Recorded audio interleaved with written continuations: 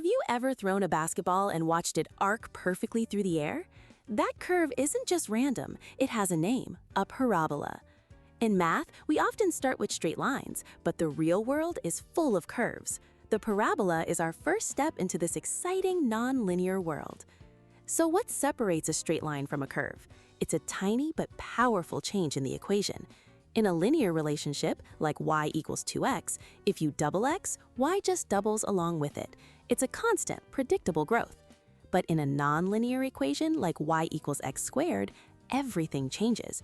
If you double x from 2 to 4, y doesn't just double, it quadruples, jumping from 4 to 16. This is accelerated growth, and it's what bends the line into that classic U shape. This U-shaped parabola is perfectly symmetrical.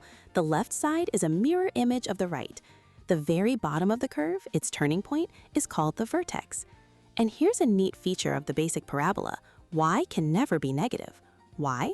Because squaring any number, even a negative one like -3, always results in a positive answer, +9. The curve lives entirely above the x-axis. This isn't just abstract theory. Parabolas are the language of physics and engineering. They describe the path of an object falling under gravity.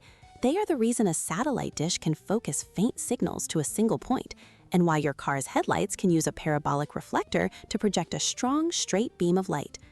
So, from the area of a square to the arc of a water fountain, these non-linear curves are everywhere. They describe acceleration, gravity, and optics. Next time you see a curved path, you might just be looking at a parabola in action.